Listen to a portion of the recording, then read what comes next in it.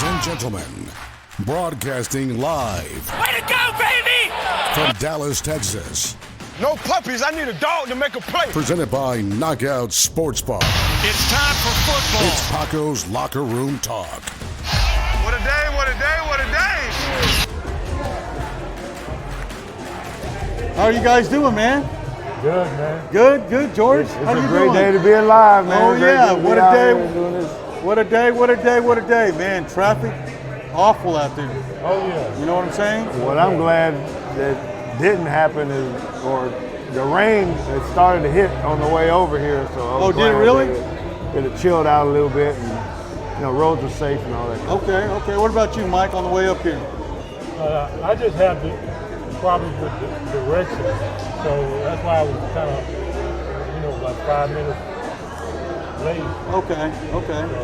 I understand that. I mean, you ain't driving that big blue Benz anymore, that 500 SEL.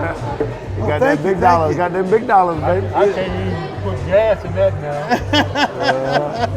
Pass that down. Yeah. That's water, guys. It's not vodka, okay? That's right. So, All water, baby. Gotta stay hydrated, man. Don't need no more full body cramps or nothing like that. No, Them okay. days is over. Cause you get them body cramps. the days are over with, huh? Man, Wichita Falls, 103, 104, 118, whatever it was. When you got the coaches cramping up, you know it's too hot.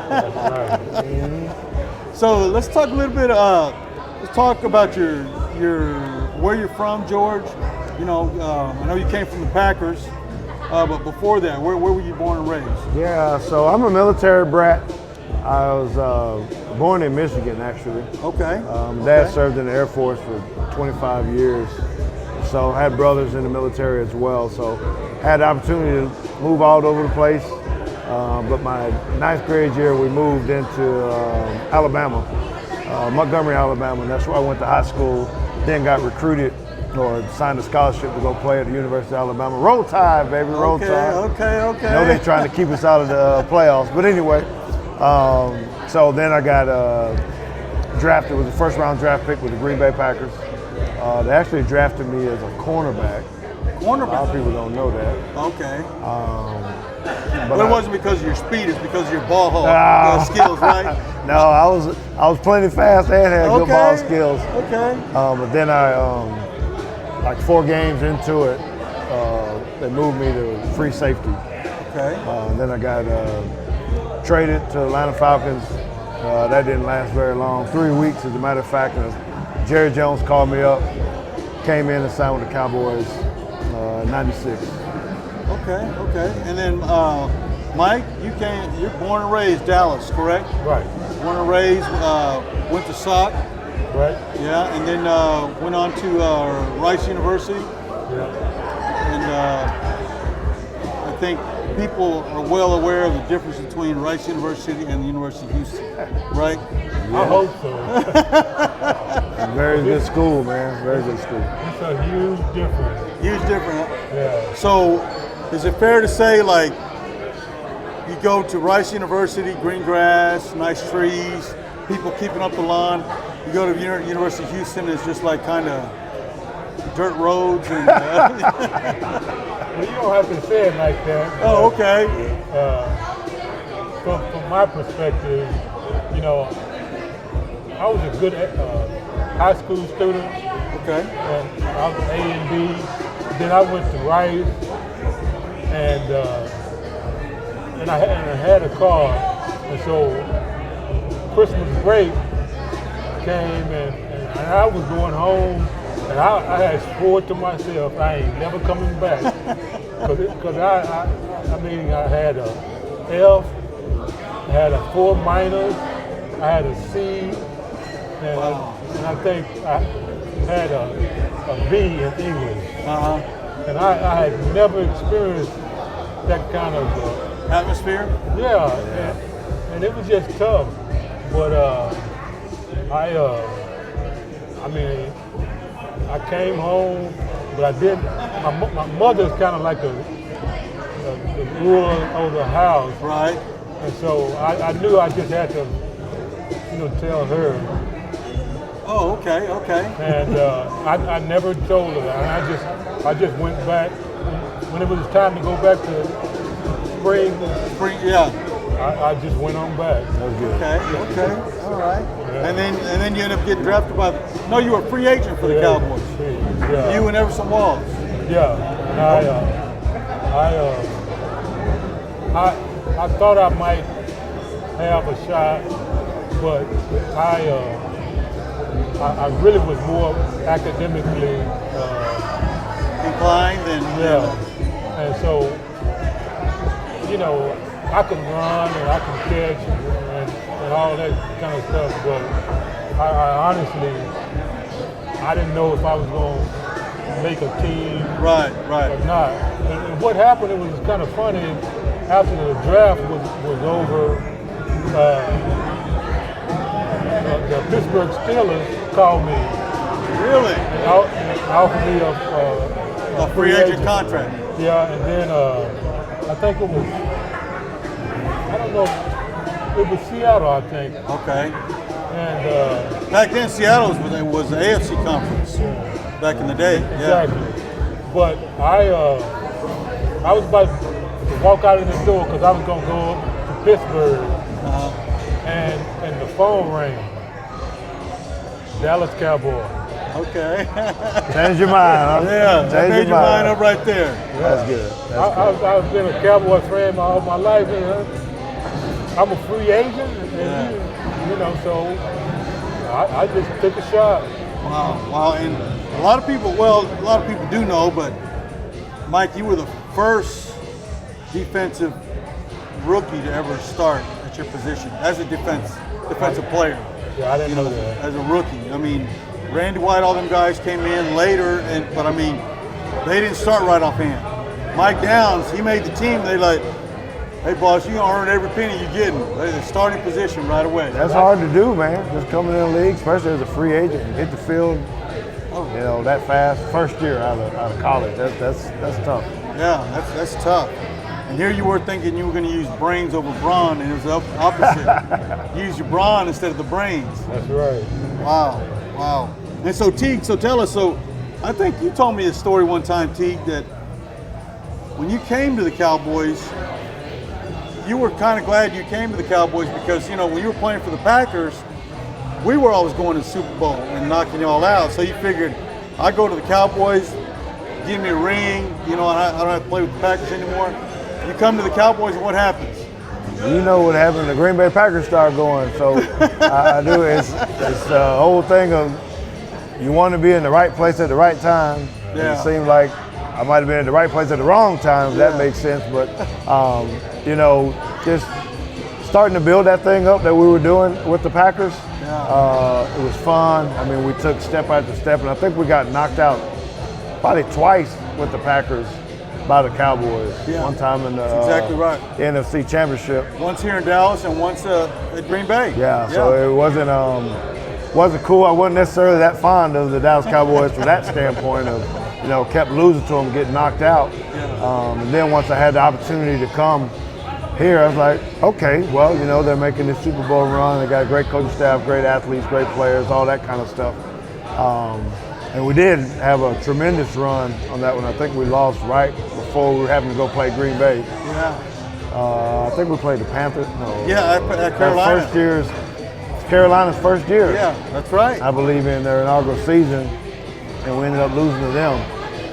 Before we were going to have to go play in Green Bay for the NFC championship. So that was tough, because we wanted to go do it, but I don't know if our guys were ready to go up there and be in that frozen tundra either. Well, I'm telling you, I was just about to mention about that weather up there. Man, I mean, what a big difference.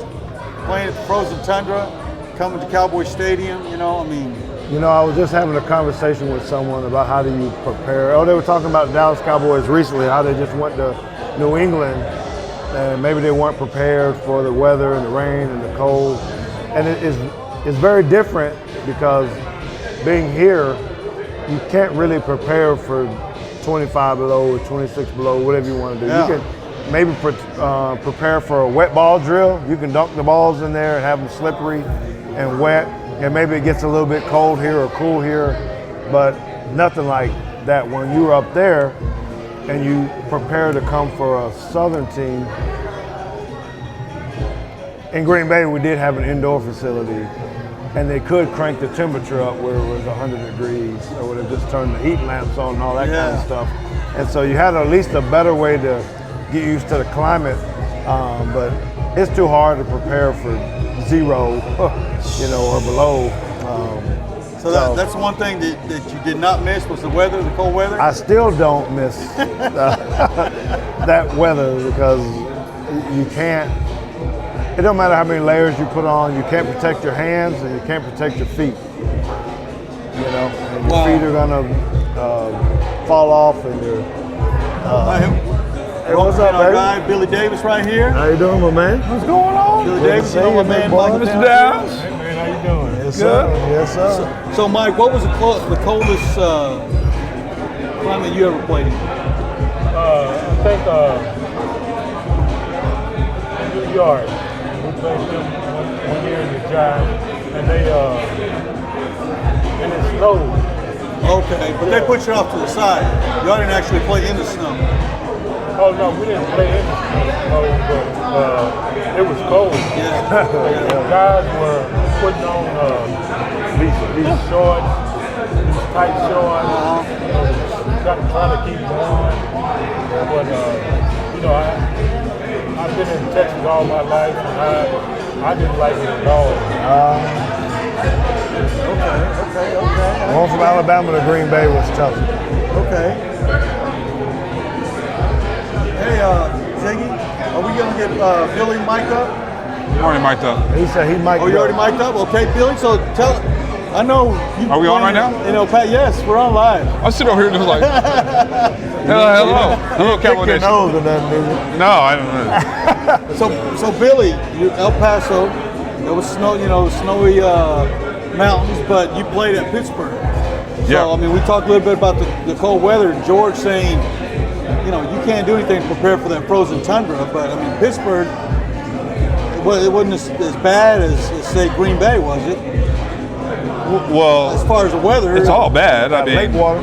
it's all bad. It's about what you can manage. So be able to match your performance and handle the climate at the same time. Did you wear sleeves? Man, I wore sleeves, grease, castor oil. I put on anything that would give me any kind of resemblance of comfort. I mean, you gotta understand. We're world-class athletes running around, and it's like a fine-tuned Ferrari. Any kind of inclement circumstance is going to affect that Ferrari's performance. So, with that being said, it's hard to concentrate on your job when your health concerns are at risk as well. So, I'm thinking about being frostbit. I'm having dreams of comforters and hot showers and jacuzzis. And Coach Avazon asked me to run 100 miles an hour and run head first into a wall. So. Oh, shabby. Oh man, I tell you.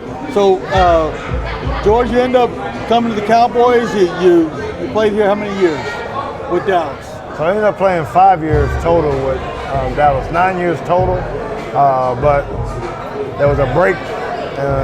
So when I came here in '96, it was just on a 1-year deal. Okay. And then I left, signed a deal with the Dolphins, went down to go chase Jimmy Johnson a little bit. JJ. And in that situation, didn't work out at all. So the following year came back and stayed 4 more years. So, Okay. I don't know. Most people think I was here the whole time, 9 years or whatnot, but 3 with the Packers, 1 with the Cowboys, then 1 with the Dolphins, then 4 more with the Cowboys. Yeah. And Mike, you went from Dallas with Dallas how many years? 8 years and 1 year with the Cardinals. Then you went to the Cardinals. Yeah, and they had just moved out there from St. Louis. St. Louis, and so we had to practice in a high school field Oh, really? and high school locker room too. Oh man. And it was kind of tough. And that was you, Garth Jacks, and Ron Burton. Yeah. They were all from the Cowboys. Exactly. Okay. Because Gene Stallings had transferred out there. He was the head coach at that point. He was a DB coach here, Right. and then he went over to head coach for the Cardinals. Exactly. Okay. You know, I played for him too in college. Yeah. Gene Stallings was my head coach in college. Right. At I Alabama. remember. Do you remember we did that deal? A celebration for him. Yeah. Okay. And then last but not least, of course, Billy leaves the Cowboys with a Super Bowl ring and picks up another one in Baltimore. He's the man. Billy, how many years with the Cowboys and how many with the Ravens? 4, 2, and then 1 with the Raiders. So, so I was lucky enough to be part of, a few of these gentlemen that were able to have a championship in 2 separate conferences. So there's only a handful, maybe 25 guys.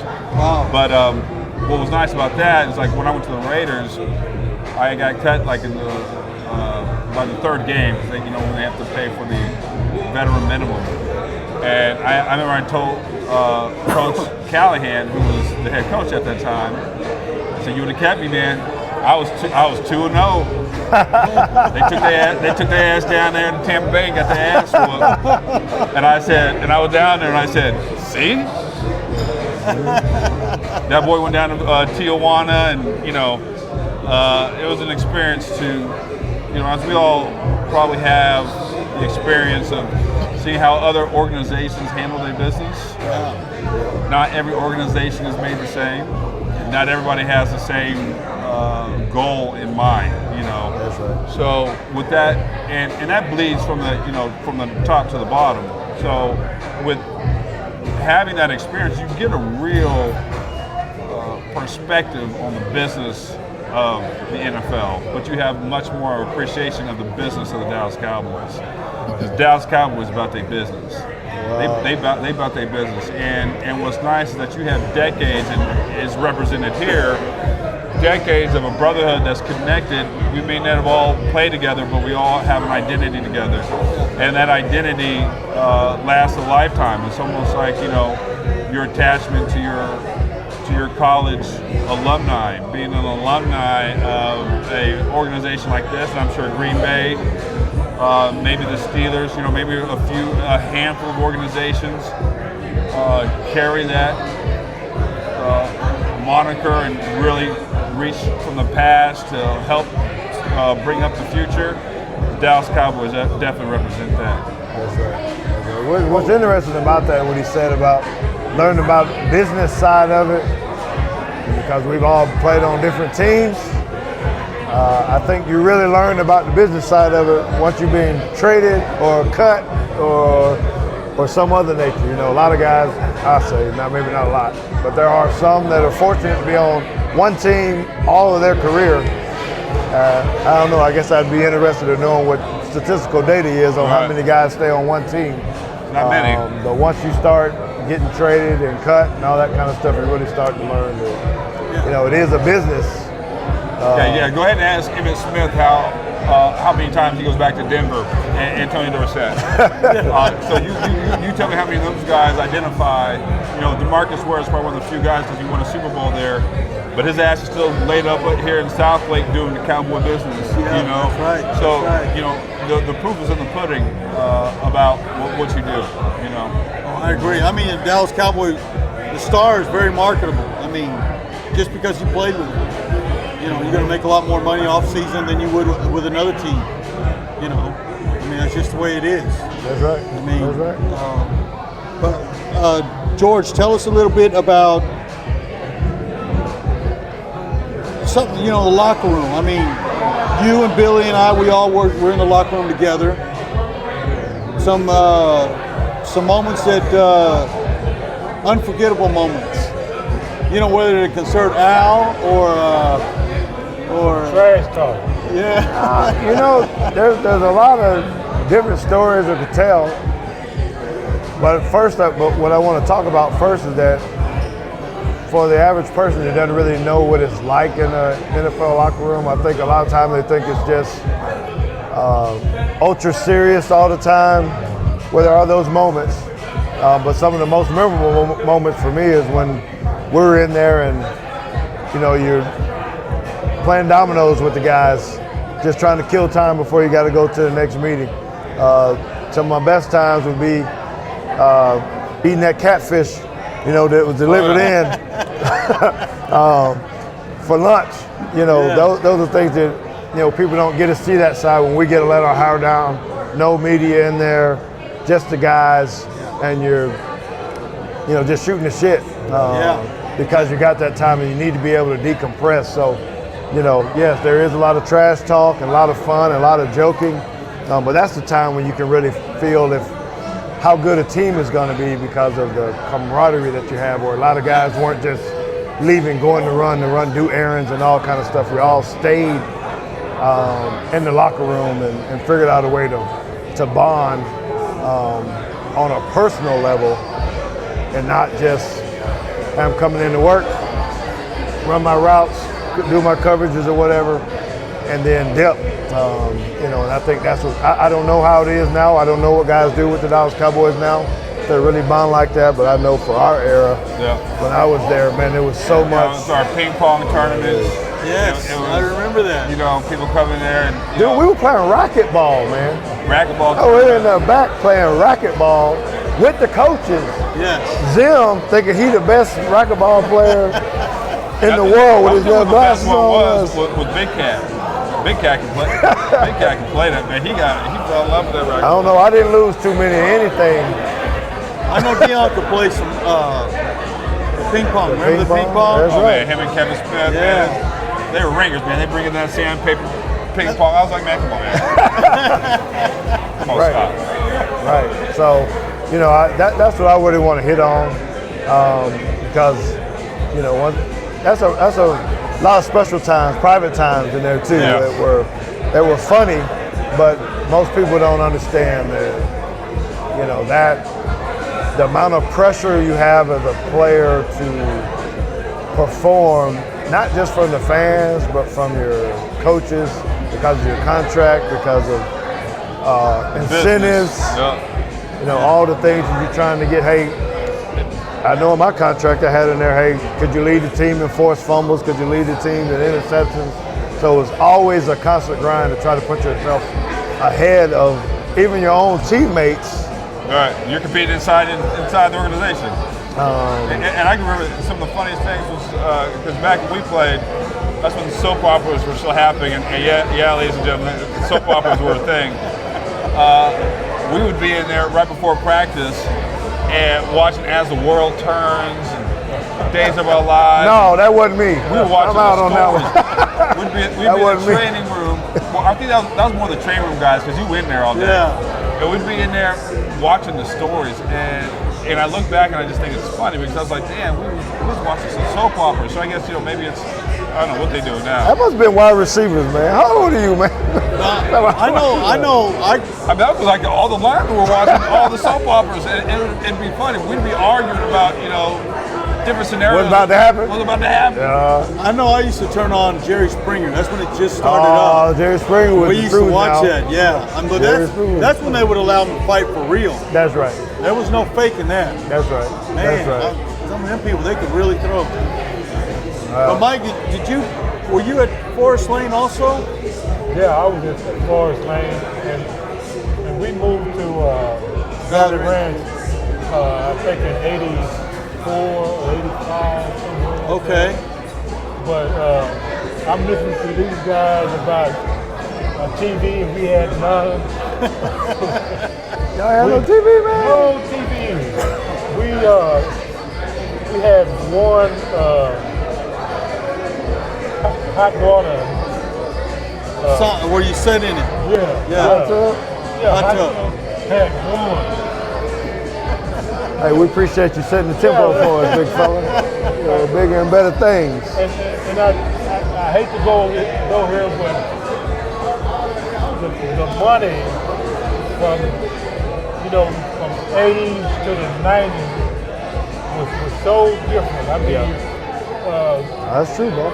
a whole lot of guys that were, you know, take Emerson Walls, for example. All pro as a rookie, and he made like 35,000 his rookie year, but they didn't even bump up his contract. Yeah. I think in his second year, he led the league in the second year, and he made like 40. So I think Billy Davis is making that in the game. You know what I'm saying? You know what I'm saying? yeah. He was making that in Baltimore, yeah. And going back to the locker room thing, I mean, when we went out to Valley Ranch, man, we thought we had Hog heaven. Heaven, yeah, man. They told me that over on Forest Lane, the rats used to bring all y'all shoes. That's how big the rats were over there, dog. Yeah, that's not true, but it's almost true. Okay. Because our locker room, we had the big conference room for us had offense and defense, and they pulled whatever. Oh, the divider. Divider. And offense was on one side, defense was on the other side. Yeah. And we like up here. Yeah. And so Everybody else during meetings. exactly. Wow. I didn't realize that. I didn't realize that at all. But I figured you were on Forest Lane too. When I came to the Cowboys, and I drove up, I was like, what the hell? I love Cowboys from the everything, man. But I just never thought that the Cowboys locker room would be so raggedy. Raggedy. And you go like, I am a professional football player because this don't look like a professional outfit. Right. and funny, I mean, we have the benefit of time. I mean, high school in Texas. I mean, right up the street, there's a $90 million stadium. Yes. That high school plays in. And I remember, coming, and I felt a different example, but I came from El Paso where, my highlight reels were on reel to reel. So you had to get a white wall and turn off the lights. No sound. And here they go. Right. You gotta have three people. One guy to tape it, the other guy to feed it, and another guy, and then the coach to describe it. Yeah.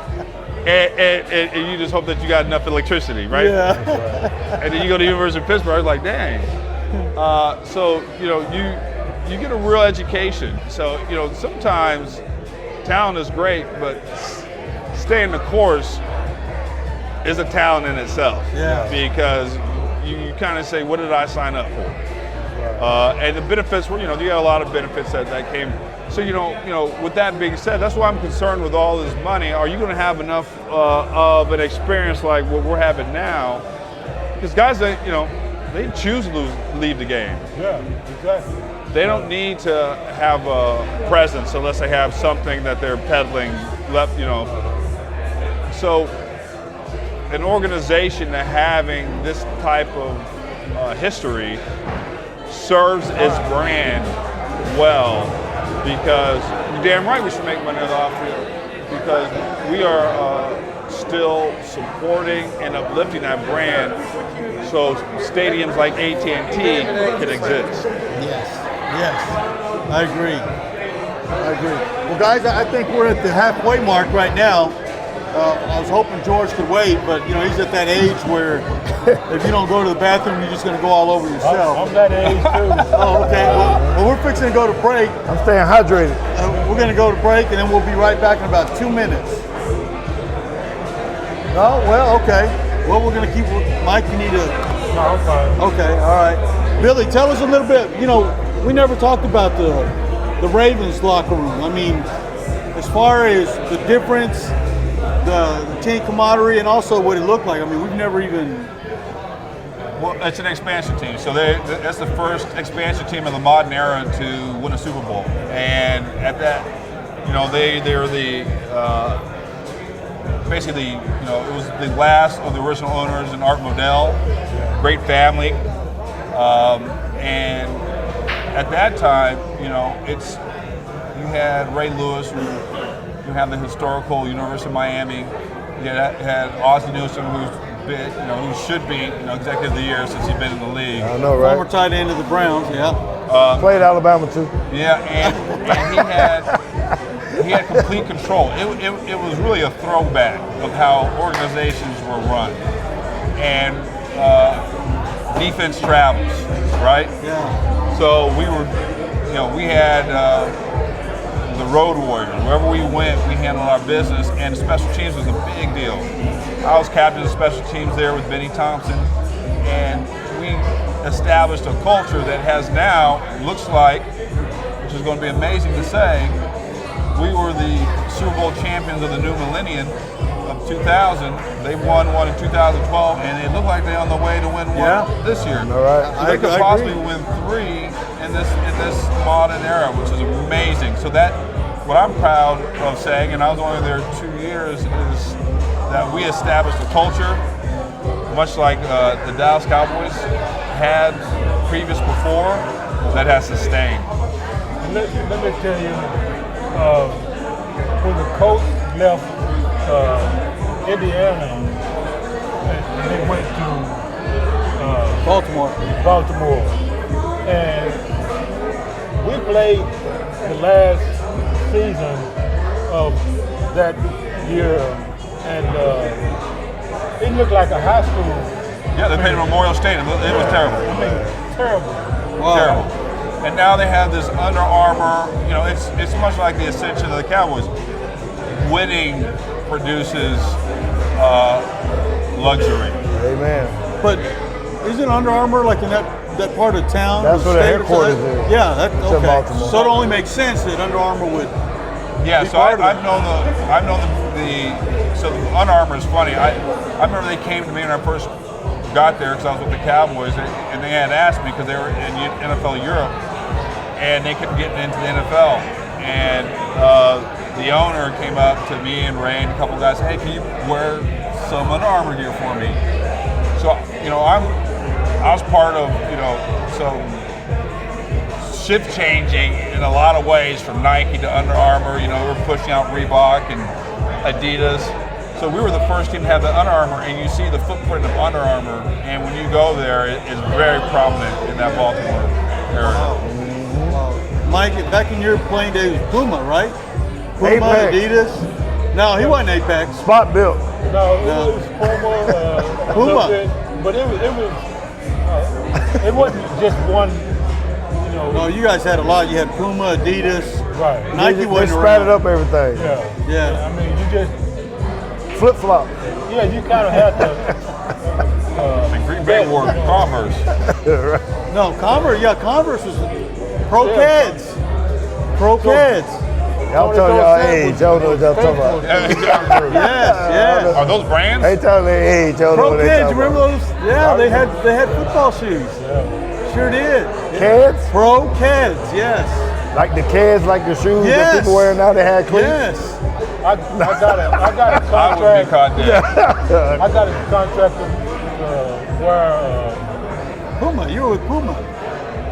and they paid me $300 a game. Man. Wow. And that don't, 1981 don't sound that far, but when you start thinking about what we had to deal with, it was like, Well, the CBA was totally different. yeah. It evolved. I mean, just the weight with no free agency and the rights. I mean, just having your rights, period. You couldn't go anywhere unless, I don't even know how y'all ever moved around or got out of something. T, It just ended. what'd you wear? Started out in Reebok. Okay. That kind of hit the scene. They started throwing a bunch of money out. That first year that I came in, Reebok started to get pretty big. And then once I moved, once I came here, switched to Nike. Nike. Billy? Nike. Nike. I remember one time, this before the game. This is one of my Jerry Jones stories. Before the game, Like when you guys had kickoff at 12, we had to get there at 6 in the morning. Mike McCord was like, oh yeah, we need to get there early. I said, Mike, 6 o'clock in the morning? They don't kick off till 12. Well, you want to work or not? So, I'd get there at 6 o'clock. So I come out of my house, one of those cold games. I say cold, maybe 30 degrees. I throw on a sweatshirt. I'm out there taking stuff out to the field, You guys hadn't even started to arrive. Jerry gets there early. So all of a sudden somebody's yelling from the stand, like way up by the skybox. I don't pay attention. I know they're not talking to me. I don't know anybody up there. Mike McCord comes running out. He says, hey, Paco. I said, hey, what's up? He said, Jerry said if you don't take that fucking Reebok sweatshirt off, you're gonna have problems. I said, what? He said, put this down. And Mike threw the sweatshirt at me. It was a Nike sweatshirt. Jerry saw me wearing it from the skybox. Oh, man. Got That's that when we Hawkeye. were with Nike. Man, I couldn't believe it. Game hadn't even started. We're talking like 9 o'clock in the morning, 9 o'clock in the morning. Jerry is the master of marketing and business and how to make that dollar. You got to admire him for it. He doesn't do anything bad or wrong or anything of that nature. He just, to be able to put his businesses under the same roof that he has the team and run his real estate, and I don't know what all he's in. You build a brand, you protect your brand. So, that's his legacy. This is his legacy. What's funny to me, I heard rumors, because I met him one time, but I heard rumors about him drinking and chasing women and doing all that. And how he can make everything work out and still chase hoes and, and do stuff what he did. I don't know if it was true, but that's what I heard. Everyone has a talent, right? And with that being said, I think some of those speculations also it makes it understandable how so many guys get a second chance at this organization. Yeah. Because you can't cast a throw in glass houses, right? That's right. So hey, he got his second chance, so he understands. And said, look, I'm gonna give you a platform that I'm gonna create, but I know what self-destruction feels like. So let me see if I can give you a little construction company and get you back on track, brother. One of the best stories, I think you might have been there, I'm not sure. Jerry Jones told us a story, the whole team, a story about how he made it, and the trials, the tribulations that he had to go through. And when he was at that defining moment, when he had to make a decision as a businessman of what to do with the current business he had. I don't remember what it was, but it was, it was a point where he was about to have to close his doors. And he had to rally his troops and his teams and his employees to say, hey, we got 24 hours to make this work. Either get in with me and we're gonna grind this thing out for these next 24 hours and I'll make sure that I take care of you, or go ahead and bolt, because we gotta work. And I'll never forget that, because it's carried over in the way that I work. And that's why you can go to the Dallas Cowboy organization and the same people are still working there. Yeah, yes. and I can, in my opinion, I think that's why he won't let go of that GM spot. Whether everyone's got their opinion on whether he's any good or not, but to him, hey, I've been to where I almost lost everything and I made it work. And I think he still has that same mentality being a GM, and that may be what's hurting the team. I don't know. You guys might have your own opinion about that. Hey, you write the check, you make the rules. So, we can all have an opinion, but your opinion is baseless if your name ain't on the bottom of that check. Yeah. If I don't have your direct deposit information, then we ain't directly having a conversation. So, in my opinion, if you built a worldwide brand that's the most recognizable symbol in the world, there's a lot of cachet to that. And if you could do it without winning and still be the top of the food chain year in and year out, and be the envy of every professional sports owner, not in America but in the world, and you can own a $350 million yacht and you ain't nowhere near an ocean. You know, you've got some cachet there. Well, I just found out Steven's got a Learjet himself. No, does it really? Yeah. Yeah. And You rode on it? You been on it? No. I was talking to some people and they said, yeah, he just bought him a Learjet. I was talking to people that are doing the inside of the jet. Oh, nice. Yeah. Oh, nice. Yeah. But did you guys see the 5 o'clock news? Well, Jerry Jones called out Dale Hansen. Dale Hansen, if you have something to say to me, if you're man enough, come ask me and I will tell you. no, he didn't. Yes, he did. They were talking about it at 5 o'clock news. Said it today. Those sphincters are getting tight over there. Well, they're talking about at the Star. they were mad at him because of what was he? I mean, he's worried about because he's. Dale said something Sunday night about the Cowboys. You know, about playing with the Patriots. You know, the way Jerry's handling things. And Jerry went out there, and it was during the Salvation Army deal. He calls him out. Jerry went off in that interview.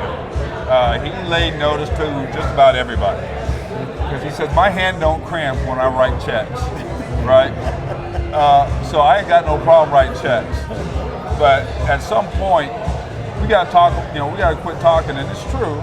We got to quit talking about the next deal until y'all finish this deal. And you guys got to start. You know, this is just. We all know. We and this goes back to when I played the Ravens. Man for man, we probably weren't the most talented, but man for man, collectively, we were the most hungry and the most talented because we knew how to play together. There's just no, you know, the synchronicity is off with the chemistry, with the personality. Whatever, I don't know what it is, but Right. You have enough talent in that room to not be a mediocre product. So, I'm not feeling. so this is what I would like to ask, and I know what my opinion is, but do you think that's because the coach, Garrett, or somebody else is not trying to drive that type of atmosphere, or do you think it should be more on the onus of the players to try to find that unity? That's a player issue now, because there's so many X's and O's we can draw up. Jason Garrett hasn't thrown a pass. Coach Richard hasn't made a tackle, and I haven't seen many of them at all influence the game beyond putting you in a position.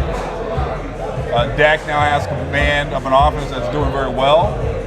You have the most expensive offensive line, highest paid.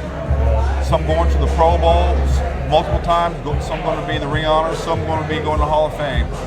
And you have a running back that has led the league in the last 3 years. So if you have all of that, at some point, this happens in college. Man, we got to man up, man. We in this room, and we cannot be putting ourselves on. Who on the team is going to drive that though? Because for us when we played, we had guys that would say, "Hey, let's just go eat," whether it was at Wingstop or Papa Do's. Right. You just got guys together and found that way to do it. I've said this for a few years now, and I remember going back how Coach Landry was. And Coach Landry was like, I can't even describe Coach Landry, but what he did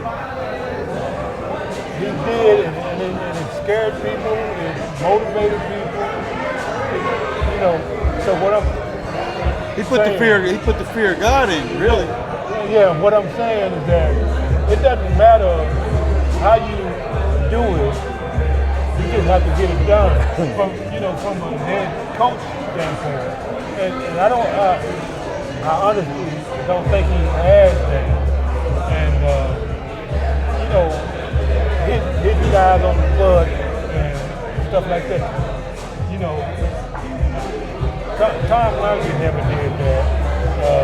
A whole lot of coaches that I could probably name, but there's certain things you don't do. I heard somebody say something about Jimmy Johnson, and Did not play. yeah, and they said that, and I think this was an NFC Championship game. They said that Jimmy was standing and he was biting his lip and It's him.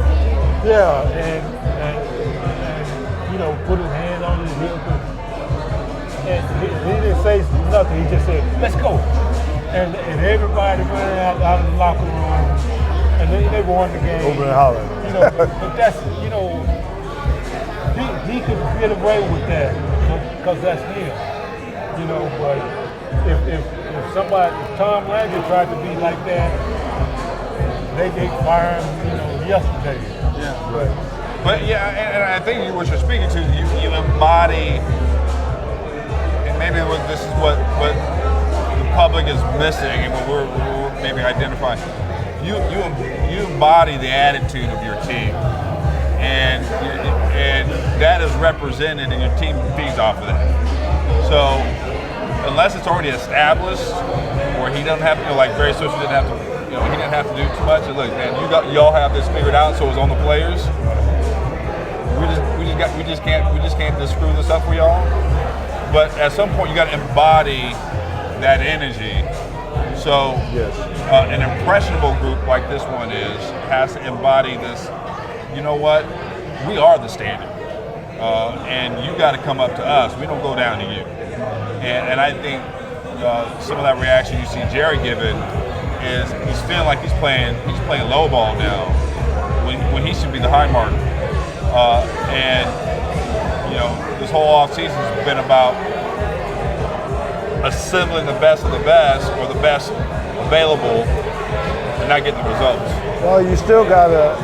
So since I coach high school football, right? Football's still football. Yes, and I think the way that you have to coach, even at that level, it has to, I'm gonna say, change a little bit, not X's and O's and scheming, watching film and all that. It's just this era of athletes is still different from when we were too, with technologies, what motivates them, how do you gotta do it. And I think you're alluding to it of when you gotta embrace that. So even as old school as you gotta be, as old school as I wanna be, there still has to be a difference where you can identify with the high-paid players that you have on your team, and know it's got to be different with whatever, music, technology. It just has to be different. You got to find the coaches that can embrace that and maybe can help you to inspire those kids, athletes. I'd like to, I don't know, if any of you guys talk to Leon Lett, I'd love to talk to Leon and find out, are there any team leaders on that team? I mean, when you guys played, there was a guy on the team that's always going to jump on other people and say, "Hey, we got to do this." What's the tight end name? Jason Witten. Yeah, I think he would be perfect. Yeah, but he's not a rah-rah guy. Yeah, still. I mean, they're all kind of soft-spoken. You think Tank might could do it. Tank's probably doing it. Tank should be. I would hope that he's the one that could be the vocal person. I mean, we had guys on both sides of the ball. You had offensive guys, you had defensive guys, you had special teams guys. You had everybody that was elevated a standard to be able to say, no, this is what we're going to do and how we're going to practice. We're supposed to be in shorts, but Michael Irvin got his shoulder pads and helmet on and mouthpiece in. Running.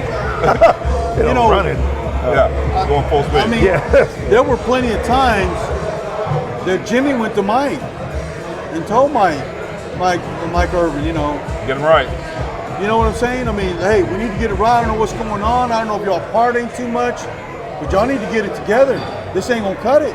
Right. You know what I'm saying? And then Mike went back and told the guys, and I mean, you guys know firsthand, and they showed Mike on the sidelines, and Mike's probably, I think, the best leader we've had. But I mean, there were other leaders too, but Mike would make you feel like you could go through that brick wall. That's right. He put that mentality in you and say, you're the best corner or nickelback or safety, whatever, and you can make that play. And you go out there and you do it. Mm-hmm. I mean, I don't know that team has that. I really don't. I honestly don't know because I don't know enough of them. I'm not in the locker room like that, but I know there's a lot of talent. I'm going to tell you what, you know what it is? We can talk about all these little dressing up putting lipstick on a pig. But when we played, walking through that locker room, we had all these historical Cowboys walking through. The guys who've been there, done that. We got pelts on the wall. And when it's a different era, but having that education historically, because I grew up a Cowboy fan, but just understanding who they were, and then seeing them in the flesh, being able to interact with them, you had this sense of responsibility to where,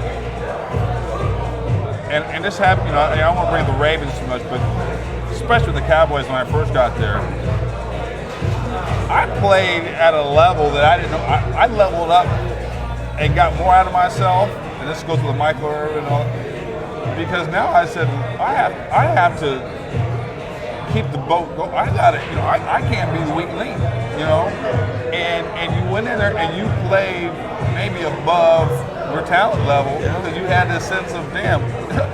I literally, pun intended, can't drop the ball on this experience and be the one that ask Kirby Richards about that.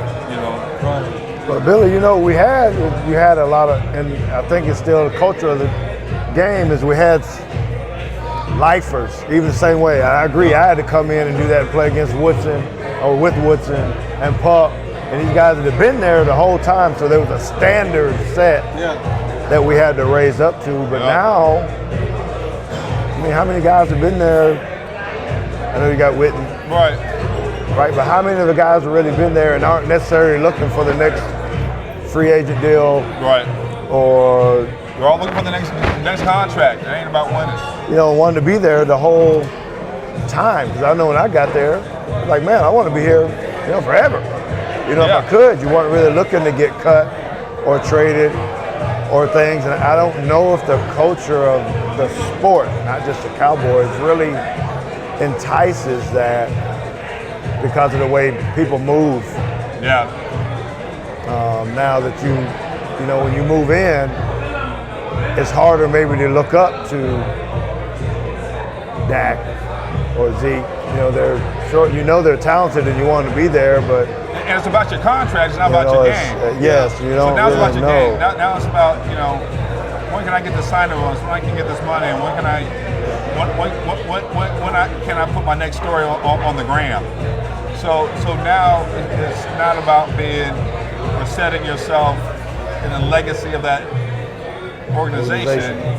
It's about your own person. It's a bunch of individuals running around. Yeah, it is. And we're about the collection. We're about being part of something special. So hopefully that can with all of the I don't know any other organization that has as much support as these gentlemen have. That if you win one, and I remember I think I told YL this. I said, you win one, you just don't understand. You just made the rest of your life, literally. Because Jared will take care of you. I think you hit it the head on the nail when you said a lot of individualism out there. It's just everybody's just kind of played just to reach their contract. What is it there? Whatever their quota is on their contract. As long as they get that done, they're good. I'm good. Legacy money. Man, next time we come here, man, we gotta get the speakers up in this joint. Yeah, man. I don't know. We play for a lot of stuff. You play for pride. You play for win. Sure, you play for playoff checks. I don't know what them playoff checks look like now, but they gotta look good. You wanted that next one. So speaking of playoffs, T, tell us exactly what you got something going on right now. You're coaching. I do. Correct? So I'm coaching at John Paul II High School in Plano, and we've made history, man. It's awesome. Kind of this culture change after 3 years. We're actually going to play in the semifinals now. When I first got there, they were 0-33 or something like that. Hadn't won them. Hadn't mean, Set the records, wrong records. It was awful, yes. But now to be practicing on Thanksgiving week, we practice Monday, Tuesday, Wednesday, getting ready to go down to South Texas a little bit, Georgetown, and go play the Final Four round, man. So you're playing in Georgetown? We're gonna play in Georgetown. Yes, right. That's right. On Saturday at 2. Y'all, man, for all your people that ain't following me, y'all need to hit me up on Twitter at Teague Football. There we go. Teague Football. Make sure you put that up on the screen later too, boss. I have to give it to your wife, Consuelo. She said, well, since he didn't do very well in football, hopefully he's a better coach, and I think you're a better coach. I'm just telling you what Consuelo said. He's good at jokes, boy. I love Paco, man. Paco been joking for years, man. And he always find a way to throw one in there. That's okay. I'm gonna get him back. Mexican body Dangerfield over I'm gonna get him back. But he's still driving that old Porsche out there. I saw that old red Porsche there for 45 years. All through the years too, ain't nobody jumped on him. No, because he was good to us, man. And he's still good to us. It's all good, man. It's all good, gentlemen. I need my ringside seats, though. Oh yeah. We got another fight coming up in probably February, March. Try not to call me the night before, though, man. Give us a little bit of time. Yeah, that's what I'm saying. Can I not get to 12 o'clock? Can you be there tomorrow at 5? We got jokes over there on the end. Thought about you. Well, guys, we got about 3 minutes left. We got Cowboys playing the Bills tomorrow at Cowboy Stadium. We'll start at your end, Billy. Prediction.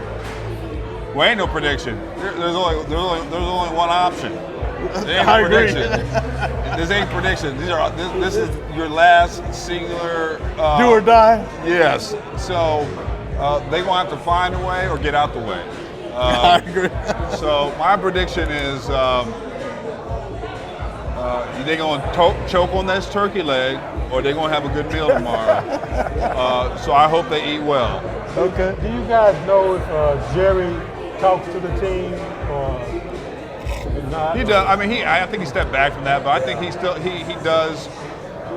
He tries to get as much positive enthusiasm and probably pulls aside some of the people that are going to be there for a while. But at this point, what you saw on that Salvation Army interview is how coaches, like what we were talking about, he just emitted an energy that I think that message was received very well by that team. By kids, because he won't just try to get the coach; he'll get players. My ink does erase on them checks. Georgie, your prediction on Cowboys? Cowboys Win. Okay.